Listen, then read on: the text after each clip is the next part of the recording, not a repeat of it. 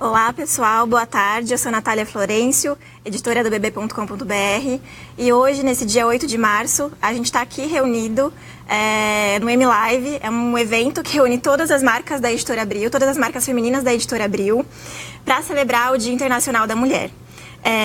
Hoje está rolando um dia inteiro de entrevistas, desde as 2 horas da tarde, vários painéis já rolaram hoje, a gente está falando sobre vários temas do universo feminino, como moda, beleza, feminismo, autoestima, finanças e, claro, o nosso tema hoje é maternidade. Para quem está acompanhando, para quem já não pôde assistir alguns dos painéis que já rolaram hoje, lá na home do M de Mulher você encontra a programação completa, dá para assistir os vídeos, os debates incríveis que já rolaram hoje e tudo que vai acontecer até o final da noite. E no BB hoje, então, eu apresentar o nosso painel, que o nosso tema é sororidade e maternidade, os julgamentos e a falta de empatia entre as mães. A gente sente, né, na redação, no nosso dia a dia na redação, a gente sente essa falta de união, de apoio. Geralmente, quando a gente publica as nossas matérias nas redes sociais, é uma coisa que a gente nota entre as mães, nos comentários que elas fazem, as críticas que muitas vezes acontecem, que surgem das próprias mães. E isso acontece dentro e fora das redes sociais. Mãe não pode ser nas redes sociais, fora, todo mundo que está em volta dela às vezes acaba tecendo algum comentário indesejado. E para falar sobre o assunto, hoje a gente recebe aqui 2 convidadas muito especiais. A Elaine Violini, que é mãe da Valentina, de 3 anos e 9 meses, e do Luigi, de 1 ano e 3 meses. E a cantora Negrali, que é mãe da Sofia, de 7 anos, está grávida de 5 meses de um menininho.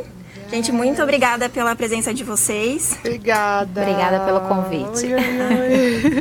E para quem está assistindo, a gente já apresentou o nosso tema é julgamento. A gente vai começar aqui o nosso debate, mas para quem está assistindo, mandem as suas perguntas, seus desabafos, contem os seus relatos, em que momento vocês se sentiram julgadas na maternidade desde que se tornaram mães. A gente quer ouvir também a opinião de vocês. Gente, para começar a nossa conversa hoje, então, eu queria saber, antes de a gente falar do julgamento, falar do acolhimento. Em que momento vocês se sentiram acolhidas desde que se tornaram mães? Nesse momento tão especial, né, e de tantas dúvidas que surgem. Pode começar? Pode. Olha, o acolhimento, desde a notícia, assim, resumindo muito, pelas mulheres da minha casa, as mulheres da minha família. Graças a Deus eu pude contar com esse apoio em casa. A gestação foi um momento, assim, super esperado, desejado pela minha família e pela família do meu marido. E não só da família, das amigas de um modo geral. Eu descobri a minha gravidez fazendo uma pós-graduação num universo totalmente feminino, então professoras, colegas de sala, o universo feminino de um modo geral, assim, teve total acolhimento desde a gestação. E aí depois que nasce a gente tem as pessoas, as mulheres queridas, né, aproveitando mandar um beijo para todas as mulheres do mundo, não só as que me cercam. Mas eu acredito que é isso, o acolhimento vem disso e óbvio do meu companheiro, do meu marido, do pai, dos meus filhos, que me acolheu muito bem nessa caminhada aí da maternidade. Olha, gente, eu me sinto... Tudo bom, gente? Ao vivo! Uhul. Eu me sinto acolhida pelo Brasil. Sabe que eu tô falando isso? Porque quando eu fiquei grávida da primeira gestação, eu fui pro México com 4 meses. Que diferença o tratamento. Eu fui no aeroporto, cheguei e falei assim, onde que é a filha de prioridade? Prioridade? Eu falava, estou embaraçada. E ele, pega a fila lá. De um jeito que eu falei assim, gente, aqui a gente é acolhida por qualquer pessoa, no mercado, na rua, sabe, nas filas. Lógico que tem sempre uma coisinha ou outra que uma pessoa te olha porque você está ali passando na frente, mesmo sabendo que você está grávida, mas pela maioria das pessoas, vagas para gestante no mercado, Aí a gente reclama do país, mas quando você vai para fora e vê que não tem nada disso nas leis de outros países, você dá valor, pelo menos, a essa prioridade que a gente tem quando a gente está grávida. Então, eu me sinto acolhida aqui, vivendo nesse país, sendo gestante, porque o tratamento, pelo menos assim, no meu dia a dia, na fila do mercado, ai gente, eu pego fila, eu amo, no avião, no aeroporto, é muito bom.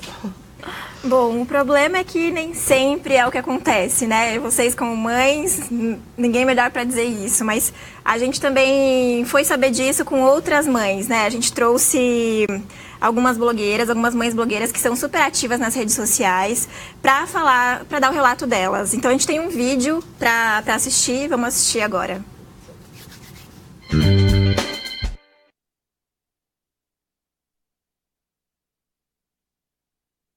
Minha filha é autista, né? Então ela demorou bastante para falar. E eu recebia bastante julgamento quanto a isso. Como se eu não a estimulasse, como se eu a deixasse muito sozinha. E muito pelo contrário, eu sempre agi dessa forma, sempre tentei estimular. Eu já cheguei a receber comentário assim, você não enxerga que essa menina tem problema? Na época eu já estava investigando, tentando ir atrás disso. Então assim, falta um pouco de delicadeza para lidar com as coisas. Eu me lembro, por exemplo, uma amiga que tinha uma bebê ainda pequena, de uns 8, 9 meses, e ela deixou um pratinho de batata frita na frente da bebê enquanto a gente conversava. Eu olhei para aquilo e falei, gente, mas a bebê só tem 8, 9 meses e ela vai deixar a bebê comer um pouquinho de batata? E naquele momento eu julguei, eu falei assim, puxa, se fosse minha filha, eu não deixaria comer. E aí depois que eu tive a Catarina, eu me peguei em alguns momentos dando algumas besteirinhas assim pra ela comer, pra eu ter 20 minutos de tranquilidade. Uma vez eu tava indo levar a minha filha mais velha na escola e eu tava grávida da segunda. E a senhorinha falou assim, nossa, mas você é tão nova, já tem 2 filhas, tá levando pra escola? Eu não sabia nem o que falar, se eu me enfiava dentro de um buraco, se eu falava a minha idade pra ela ou se eu continuava andando. A Valentina sempre foi aquele bebezinho que sempre dormiu, sempre mamou, sempre fez tudo assim muito redondinho, né? E aí quando uma mãe falava assim pra mim, eu não consigo botar meu filho pra dormir no berço, dormir a noite inteira, ele quer vir pra minha cama, ele acorda de hora em hora. Eu pensava, ai, nossa, que drama, né? Porque na minha casa acontecia tudo muito redondo. Aí veio o Luigi pra bagunçar tudo e pra mostrar, assim, que realmente tem crianças que apegam mais na gente, que demandam mais da gente, que tem o sono mais leve e que a gente precisa de um esforço muito maior para fazer essa criança dormir. Cama compartilhada é um assunto que gera muita discussão. Eu faço, eu não faço, imagina, que absurdo, e a vida do casal? Seu filho vai crescer muito apegado, ele não vai ser independente. Então as pessoas se acham no direito de falar o que quer. E ok, até eu acho que cada um tem o direito de ter a sua própria opinião, mas elas também se acham no direito de julgar e apontar para a sua decisão enquanto família.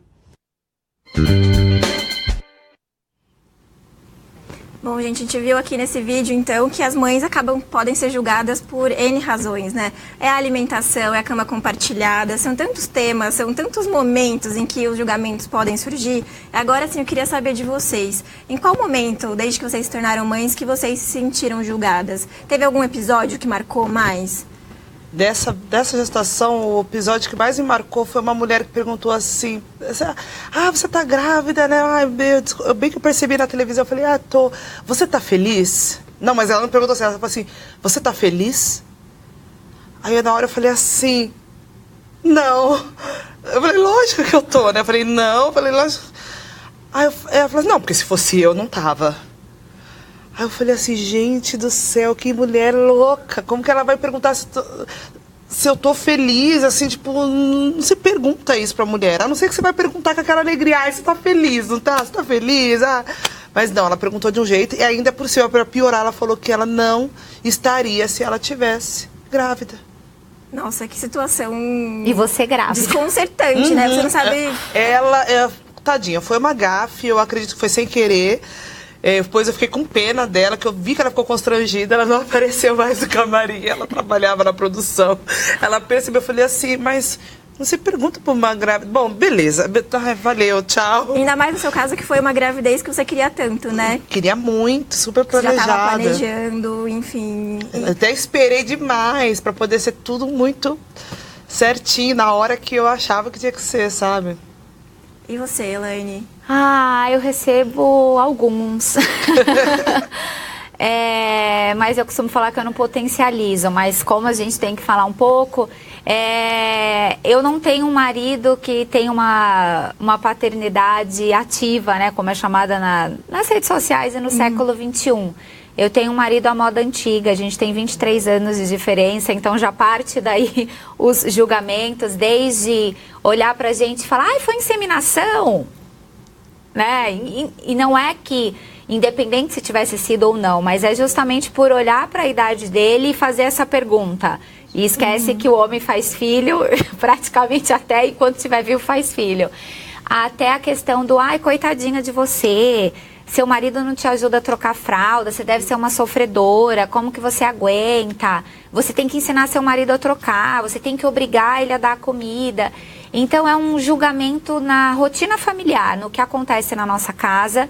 E como eu abri parte da minha vida para as redes sociais, óbvio que eu tenho esse retorno e esse direito, né? As pessoas se sentem nesse direito de julgar, mas basicamente por isso, vem desde a idade, da diferença de idade ao estilo de paternidade que não é ativa e que pra gente tá tudo bem, é tudo muito bem resolvido os papéis dentro de casa. Tem muito a ver com o contexto familiar de vocês, né? Tudo Porque a ver. ele também não tá sempre presente, né? Eu sei que vocês têm... Mas assim, o uma presente, rotina. eu costumo sempre falar assim, o que é presente, né? Às vezes você tem um pai ou uma mãe presente ali por tempo, quantidade, não por qualidade. Exato. Então, em casa, a gente qualifica o tempo que ele tá com a gente. Ele tem uma rotina oposta, então ele trabalha à noite, dorme durante o dia e só folga aos domingos. Mas acho que a Negra Cantora entende disso, né? De uma rotina diferente. E o julgamento vem disso, dessa diferença. É uma família que não segue os padrões que a sociedade, por algum motivo, ditou que é um padrão esperado. E uma das mães comentou ali no vídeo, né, que ela falou, falta delicadeza, né, pra dizer as coisas. E é o que aconteceu com você, né, Negra, de amanhã ele chegar e falar, mas você tá feliz? Tudo depende da entonação, da forma, da abordagem, né? Já perguntaram também se meu marido era o pai dessa criança e da outra. Aí ela falou, desculpa perguntar, mas é que a diferença de idade é grande, às vezes você podia estar com um novo marido. E eu falei, nossa, caramba, você é bem detalhista, né? Você foi tudo. É o mesmo pai, as duas crianças. Ai, meu Deus. Mas e nas redes sociais? A gente tá falando muito desse julgamento, né? Eu sei que você, Negra, você não compartilha você compartilha momentos, mas não tantos detalhes da sua vida familiar. Mas você sente que surgem julgamentos específicos pelo fato de a pessoa estar ali nas redes sociais e achar que é mais fácil julgar, dessa coisa do falso anonimato, né, que as pessoas sentem por estar nas redes? Com certeza. Todo mundo posta fotos dos filhos, e quando eu posto da minha filha, tem gente que fala assim, eu não concordo com essa de colocar a criança e tal. E todo mundo que não é artista é livre para fazer o que quiser, né? Mas como a gente está mais exposto, eles acham que está expondo a criança de alguma forma. Eu demorei realmente para colocar minha filha nas redes sociais, mas tem uma hora que você que você quer compartilhar uma alegria que você tem, uma coisa, faz parte da minha vida, da minha rotina. Então se torna muito comum, né? As redes sociais, a gente postar as coisas, mas julgamento tem todos os dias. Referente à minha família, menos porque como nem você falou, eu evito colocar, não porque por nada, não é costume meu, eu coloco mais sobre o meu trabalho. A gente tem aqui várias mães que estão mandando beijos pra você, desejando saúde pro seu bebê que tá a caminho. E a gente tem aqui uma pergunta que chegou do público. A Regina Célia pergunta: como diferenciar o que é julgamento e palpite do que é cuidado ou curiosidade? Que eu acho que é exatamente isso. Forma. Né? A entonação, a falta de delicadeza, o cuidado, né? Acho de quem vem. De quem vem e como vem também. Dependendo da pergunta e da pessoa que está falando, você já vê que, tipo assim, não, calma, né? As minhas amigas falam o que querem para mim, do jeito que quiserem. A gente já tem essa liberdade uma com a outra. Agora, se você é de fora, você tem que tomar mais cuidado com a liberdade que você tem para falar. E falando das redes, a delicadeza a gente consegue, através de uma telinha, sentir isso. Então, às vezes a pessoa coloca letras garrafais, né? Tudo maiúsculo. Nossa, coitada de você que tem um marido ausente. Óbvio que ela tá me julgando. Aí tem a mesma que vai falar a mesma coisa. Olha, Elaine, por curiosidade, na minha casa eu divido com meu marido meio a meio. Eu não sei como seria a minha vida sem ele participando. Você já parou para pensar nisso? Como é que você se sente com essa ausência paterna? Falou a mesma coisa, só que teve um cuidado, se colocou no meu lugar, né? Então é a mesma coisa, é a delicadeza mesmo, é de quem vem, como chega, é o cuidado. E eu só queria fazer uma pergunta, a gente tem mais um vídeo para mostrar daqui a pouquinho, eu queria fazer uma pergunta antes disso. Eu acho que muitas mães falam que elas fazem julgamentos, críticas antes de ser mãe e que tudo muda depois da gravidez, depois que você realmente se torna mãe e que se constitui uma família, tem crianças em casa.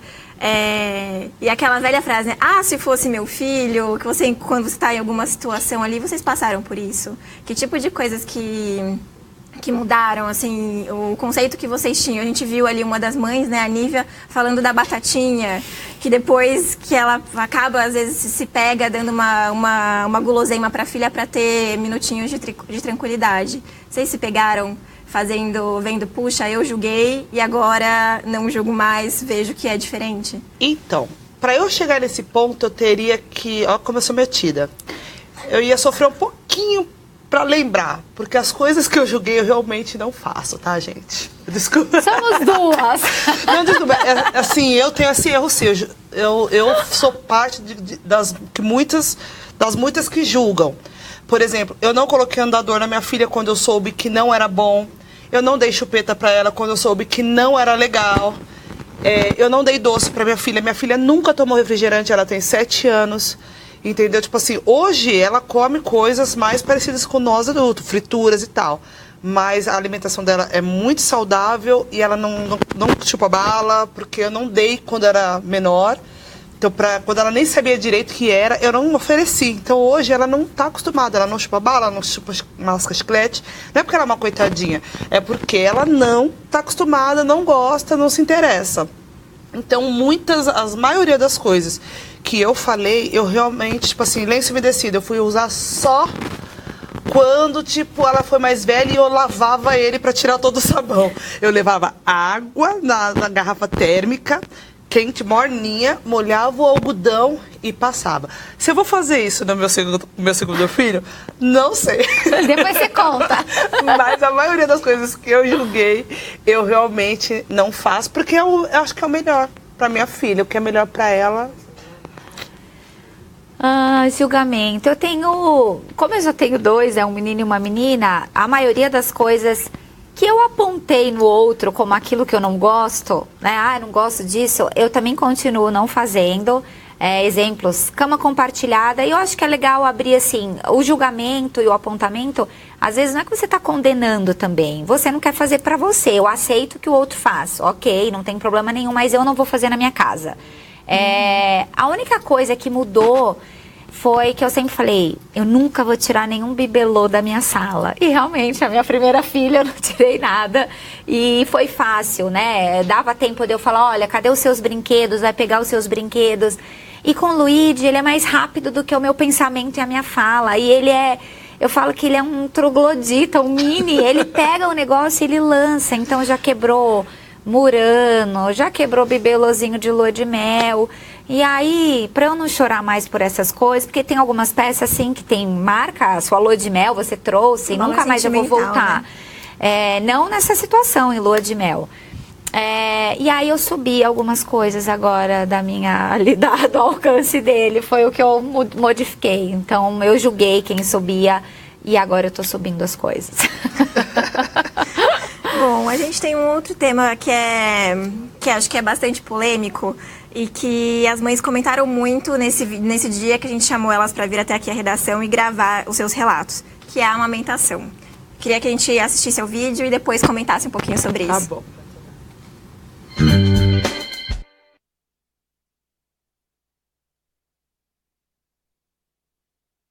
A primeira vez não é que nem no filme que a criança mama perfeitamente, a mãe sorri, aquele momento lindo. Não é. Muito difícil ser. E você tá ali confusa com aquele momento, e aí aos trancos e barrancos você consegue, né, achar o seu jeito de fazer aquilo. E aí se você coloca um pano para cobrir o seu peito, tá errado, porque não pode, porque vai abafar o bebê, porque... E se você descobre, tá errado, porque você vai ficar com o peito para fora, porque a criança precisa dormir. Então, aí você decide amamentar. Se não é o melhor para você, se você não tá mais feliz com aquilo, se não é uma coisa que te dá prazer. Tem os bicos invertidos. Então, amamentar para mim é um pesadelo, porque eu tive que fazer todo um tratamento antes para conseguir que o meu filho tivesse uma pega correta. E mesmo assim, eu falei, não, eu vou passar por isso e vou amamentar por quanto tempo eu conseguir. Quando ele tinha 7 meses, eu não aguentava mais. Para mim, já deu, era muito sofrimento. Eu tinha o desejo de amamentar, eu queria que tivesse sido exclusivo. Infelizmente, eu não consegui. Eu fui até 3 meses exclusivo, dava o leite materno e o complemento. Tomei remédio, fiz ordenha. Talvez por não ser uma coisa tão bem resolvida minha, acaba sendo passível, assim, a gente fica sensível e o julgamento incomoda um pouquinho mais. Lá pelos 9 meses, aqueles comentários de cunhado, não sei quem, que tá perto, assim, mas ela vai continuar mamando até quando? Eu sei o que eu quero, eu falo, não sei. Até 2 anos, talvez, ou mais, não sei ainda. Vai ficando. Mas quando a pessoa realmente não tá, assim, muito bem decidida, informada e sabe o que ela quer, e ela começa a ouvir comentário assim, ela vai se incomodando e ela não quer ficar justificando para as pessoas. E isso acaba inibindo um pouco, eu acho que pesa. Queria perguntar para vocês, né, como que foi esse período do aleitamento materno? Se vocês tiveram todas essas dificuldades, como a gente viu ali de algumas mães, e como que as pessoas em volta de vocês lidaram com isso e julgaram ou não? Ai, gente, que delícia essa fase, eu não vejo a hora. Então, pra mim foi que nem filme, como disse a primeira. Pra mim foi que nem filme, porque quando ela veio a primeira vez no hospital pra mim, ela já ficou aquela coisa procurando, eu sentia cócegas, eu não sentia dor. Eu fiz um curso, eu me preparei, eu passava a esponja, aquela parte dura da esponja pra machucar o bico na gravidez, tomava sol. Eu fazia tudo pra que fosse, né, bom, pra que desse tudo certo. E deu, eu fiz o cursinho, me ensinaram que era... Você enfiava o dedinho assim, quando ela estivesse machucando, não deixar machucar, e colocava de novo e tentava. Eu enfiava o dedinho na boca dela quando ela não pegava. Então, eu queria ter filmado, porque a minha primeira vez na amamentação foi assim. Foi muito fácil, foi simples. Eu fui ser machucada por ela quando ela começou a criar dentinho. Consegui amamentar até os 9 meses, que foi mais ou menos... não, até os 6 meses, ela amamentou só... exclusivo. Depois foi o suco, depois foi frutas, depois a papinha e depois acho que ela foi para mamadeira com alguns, não sei, 9 meses, mas ela foi exclusiva maternidade. Consegui e Você foi... conseguiu mesmo com a sua carreira? Já foi machucado meu bico, mas eu passava uma pomadinha e tava tudo certo, aí eu trocava. E como que foi com essa fase sua da carreira? Porque eu fico imaginando, né, Querida, nesse período. Primeiro é a criança, você não tá me entendendo? Eu sou uma mãe. Que é isso? Eu sou uma mãe leoa. Eu já tinha, os contratantes foram obrigados não. Mas assim, eu levava como parte da equipe a minha sogra ou a minha mãe. Elas conheceram vários estados por causa disso. Eu até abria mão de alguns componentes, tipo assim, deixava de levar iluminador, vamos supor, um produtor. E ia minha mãe, minha sogra, que é aquilo que eu te falei do Brasil. As pessoas valorizam esse momento, muitos valorizam esse momento. Então o contratante, ele já sabe, ele nem precisava muito tirar ninguém da equipe, não. Ela é mãe, ela está amamentando, ela tem que trazer o filho, então tem que ter mais um na equipe. Então eu levava junto. Eu chorei muito quando eu não pude levá-la com 2 meses, porque ainda não tinha tomado vacina, a médica não liberou. E aí o peito foi inchando cada vez mais e alguém falava assim, gente, a impressão minha, o peito dela tá crescendo enquanto ela tá cantando. Eu sofri muito de dor, né, porque ficava bombando assim dentro do avião, manual. Mas, graças a Deus, pra mim deu tudo certo. Vamos ver dessa vez. Tomara que dê tudo certo de novo. Tomara. Dará. Pra mim, eu também tenho... Foi como um filme. E assim, é muito gostoso lembrar. Aliás, eu acabei de parar de amamentar meu segundo filho, tem 3 semanas. Eu consegui fazer a amamentação exclusiva com os 2. A primeira mamou até 1 ano, o Luigi mamou até 1 ano e 2 meses agora.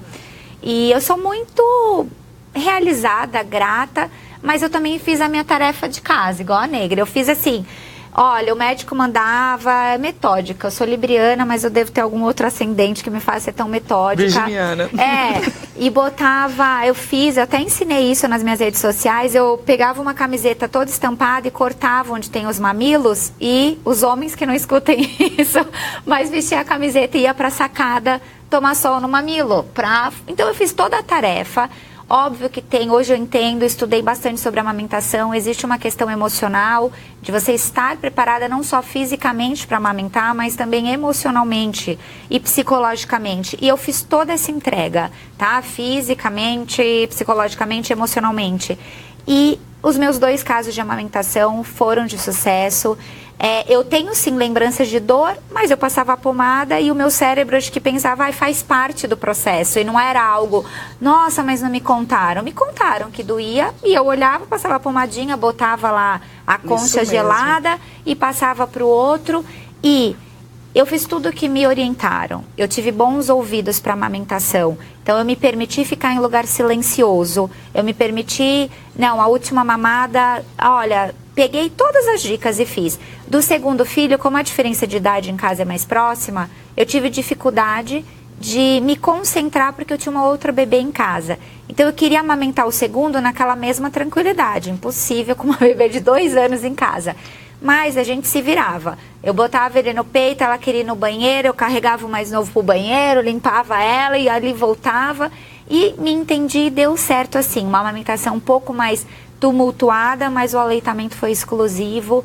E eu entendo sim que existem mulheres que têm mais dificuldades. Mas eu sempre falo, façam a lição de casa, escutem o médico, contratem, se possível, alguém que entenda sobre aleitamento, uma consultora que hoje em dia existe, e deixe os ouvidos abertos, sabe? Assim, entende que isso é um processo e que a dor faz parte, mas que o resultado é maravilhoso. E o amor supera tudo isso. Exatamente, o amor supera. Sua vontade de que dê tudo certo também, sabe?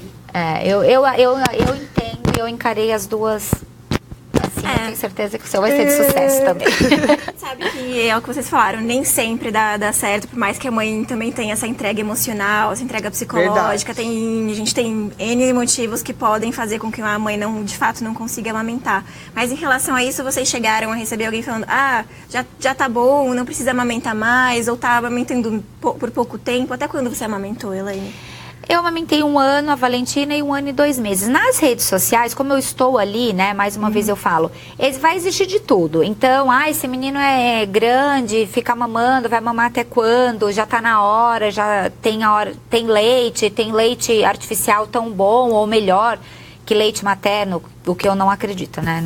Leite materno é insubstituível, né? Ao meu modo de ver.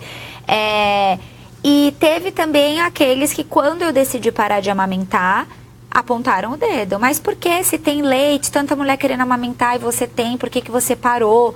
Então, existe nas redes sociais, e no meu convívio a questão era do, nossa, ele já tá, que ele é grandão, né, parrudinho. Então, ele já tá grande, come de tudo e você vai dar leite? Sim, enquanto, né, foi bom pra mim, pros 2, eu continuei amamentando. A gente teve uma mãe aqui que deu o depoimento dela. A Joelma Cristine falou: eu fui muito julgada, por familiares principalmente. Não conseguia amamentar por ter seios muito grandes e não ter bico. Me sentia insegura psicologicamente, queria muito ter amamentado.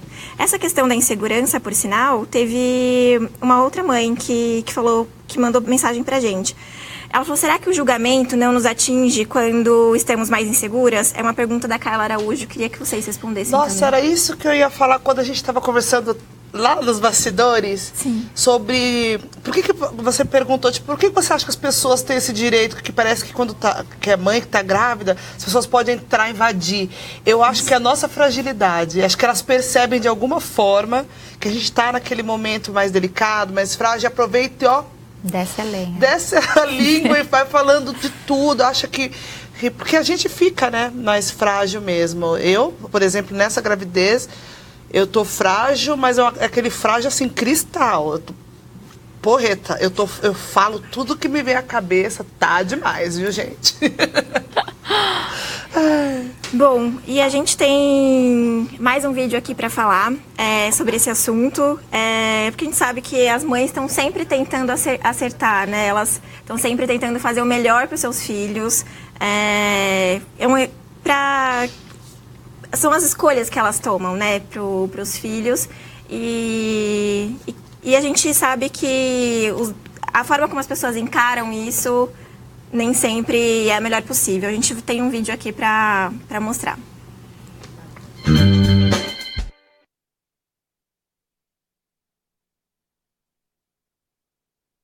A Rafa é negra e eu branca. Meu marido é negro. Ela é mestiça, porém, fisicamente tem a pele escura, não se parece fisicamente comigo. E num dado momento, ela tinha acho que uns 4 anos, ela começou a me perguntar, fazer esse tipo de pergunta. Por que você é branca igual a parede? Por que eu sou dessa cor? Aqui em casa todo mundo é preto, só você é assim. E uma série de questionamentos. Eu quero ter o cabelo loiro, eu quero ter o cabelo liso. E eu, diariamente, empodero a minha filha. Não, você é linda, a sua maneira, a sua cor. Ela falou pra mim, mãe, eu quero ter o cabelo igual ao seu. Falei, não dá pra você ter o cabelo igual ao meu. Então a gente pode fazer o seguinte, a gente vai fazer trança no cabelo. O Rastafari, que é comum à raça negra. E eu decidi fazer lá, mas só vou fazer se você fizer também. Nós decidimos fazer, chamamos uma trancista, fizemos uma trancinha nela, uma trancinha em mim, ficamos as duas de Rastafari, postei no Instagram, contei a história, ela ficou extremamente feliz, meu cabelo é igual da minha mãe, a gente tá parecida, mas eu não recebi só elogios. Eu recebi críticas. Se eu tinha consciência que usar aquelas tranças era apropriação cultural. Eu, no caso. Isso me entristeceu, me magoou um pouco, como mãe. Porque essa mulher que me perguntou isso não estava na minha casa para falar para minha filha quando disseram na escolinha dela que o cabelo dela era feio. Essa mulher não estava na minha casa quando a minha filha chegou em casa me questionando por que o cabelo dela era enrolado e o meu liso. Quem estava lá era eu, para explicar. E eu acho que a apropriação cultural ela não se dá como uma única pessoa. É a indústria, é a mídia, é num todo. O que eu fiz foi como um ser único, mostrar para minha filha que para ela aquilo poderia ser maravilhoso, enaltecer para ela, no caso ela olhando para mim. Bom, a gente queria saber um pouquinho de vocês, o que vocês acham. E, Elaine, você também chegou a comentar, né, que você, num post no seu blog, você fala sobre a sua filha, de um momento que ela cortou o próprio cabelo para ter o cabelo liso. Eu queria que você falasse um pouquinho sobre isso. Eu acho que a grande dificuldade, né, enfim, é entender o que essa mãe ela falou muito bem. Nós somos seres únicos. E quando a gente age tentando fazer o melhor para o nosso filho, né? Para quem está ali de frente com a gente. E às vezes a gente não agrada tudo e todos e o julgamento, a crítica vem junto. Em casa eu tenho, esse já é o segundo post sobre a temática, cabelos enrolados. Em casa não é o cabelo afro, é o cabelo enrolado, ela tem os cachinhos. Mas ela, com 2 anos e meio, ela questionou isso por conta da escola, né? Uhum. É o convívio, é o grupo, é a maioria. E ela, vendo a maioria, ela chegou e falou, quero ter o cabelo igual as amigas da escola, igual as princesas. Que também existe também esse outro cenário no mundo infantil, feminino. E dessa vez, ela pegou a tesoura e é muito rápido, gente. Eu tirei do banho, enquanto eu arrumava o banheiro e o uniforme, olhei, cadê? Quando eu olhei embaixo da mesa, tá um monte de cabelinho, né? Um monte de cachinho. E a frase dela, num dado momento, quando ela se viu no espelho, ela cortou os cachinhos da lateral, estilo Pigmaleão, segundo meu marido. E ela falou, olha mamãe, eu tirei meu cachinho, agora meu cabelo vai nascer liso, olha aqui. E aquilo, assim, foi o que mais destacou para mim. Foi a mensagem que saltou Não foi ela ter cortado, óbvio que na hora eu chorei, depois eu ri, depois eu fiquei preocupada. É aquele momento é que as crianças fazem, né? Coisa de criança. Mas aquilo me chamou a atenção e aí eu falei, mas por que o cabelo vai nascer liso? Aí ela nomeia as amiguinhas novamente, e as princesas, e a mocinha da televisão. Essa questão da identificação, Essa né? questão da identificação. E o meu, que é um cabelo volumoso, mas ele propriamente ele vem no liso, né? Ele atende o padrão do liso. E aí eu converso com ela e falo, filha, cada um é de um jeito. E o que eu tento fazer? Eu pego pessoas, personagens e mostro que nós somos diferentes, mas nós somos únicas. E que a gente não precisa ser igual, né? Então em casa eu tenho um diálogo assim, mas ela é ela, você é você, a mãe dela é a mãe dela e eu sou sua mãe. Para colocar exemplos isso. Diferentes, né? Exemplos diferentes, mas a criança ela precisa de exemplos de imagem. A fala para a criança é muito vago. Então eu pego sim artistas negras, modelos, não, a cor da pele não é a mesma, mas o cabelo, o formato. Então eu vou mostrando para ela que tem as belezas diferentes, né? Para mostrar que o padrão, a gente não tem um padrão. Não existe um padrão. Né? O padrão ele assassina a diversidade e isso me incomoda. Né? E você, Negra? Eu acho isso tudo uma bobagem, porque as pessoas elas reclamam quando tem antipatia, reclamam quando tem empatia, reclamam quando as pessoas criticam um certo penteado e reclamam também quando ela usa aquele penteado. Eu não consigo entender essa parte. Eu sou contra as pessoas valorizarem uma outra pessoa que tem o mesmo talento que aquela, mas porque ela é diferente daquela. Aí tudo bem, você consegue perceber quando isso acontece, quando tá tirando a oportunidade de alguém. Mas dessa forma, eu acho muito bonito quando eu vejo brancas de trança, eu acho até legal. Eu acho que a maioria das mulheres que usam, elas têm uma empatia muito grande com a cultura negra. Por isso que elas usam, por isso que elas gostam. E as crianças, elas imitam, elas tendem a ver a mãe como, né, a minha filha, por exemplo, tudo que eu uso, tudo que eu sou, ela fala, ai, mamãe, como você é bonita, como seu cabelo é bonito. Então, ela se vê. Então, por isso que sua filha, às vezes, não vê caixa em você. E também, por isso que a menina queria cabelo liso, porque a criança não vê maldade. Então, ela quer ser igual a mãe, numa fase da vida. E minha filha é igualzinha a mim, então, ela tem o cabelo parecido comigo. Então, e a gente tem que trabalhar isso desde criança, porque elas têm que se gostar. Elas têm que se gostar do jeito que elas são. E a diversidade dos desenhos está aí também, tem a Diana, tem um monte para você poder mostrar. Ainda é pouco, né, pra gente, mas eu vou atrás. A minha filha tem um monte de bonecas negras, porque eu sempre vou atrás para ela se ver ali, porque é importante, gente. Mas fora isso, olha, pelo amor de Deus, gente, a gente é tudo igual. Esquece isso, a gente é igual e ponto. Quem achar que é diferente é que é o louco. E essa é a grande questão do nosso painel de hoje, né? Falar dessa empatia. As mães são todas iguais, independente da escolha que elas fizeram para os filhos. Elas estão tentando acertar, estão tentando fazer o melhor para os seus filhos. Cada família é uma, a gente não sabe o contexto em que cada família está, né? Queria que vocês falassem, assim, uma palavra para encerrar do recado que vocês deixam para as mães em relação ao julgamento e essa falta de empatia. Queridas, posso falar? É rapidinho. Sejam felizes, segue o coração de vocês, tá bom? Eu acho que a gente tem que querer realmente tudo o que é melhor para os nossos filhos, tudo aquilo que a gente não teve de melhor, a gente quer dar para os nossos filhos. Muita oração para a família de vocês, pé no chão. Sejam felizes, porque ser mãe é uma coisa muito graciosa. O meu corpo não é mais o meu corpo agora, ele é um tempo que está carregando aqui um milagre divino. E eu sou muito feliz por isso e muito agradecida. Tá? Sejam felizes, independente de qualquer coisa, independente do que falarem. Acreditem em vocês, na família que vocês estão construindo, tá bom? Minha palavra, eu vou tentar, é respeito. Nós somos iguais, únicas e diferentes, mas nós somos mães, mulheres que optaram por gerar uma vida ou por acolher, adotar uma outra vida. Então, um beijo para vocês, respeitem umas as outras, porque nós com certeza fazemos o que é melhor para os nossos filhos. Um beijo e fiquem com Deus. Feliz Dia Internacional da Mulher! Feliz Dia da Mulher!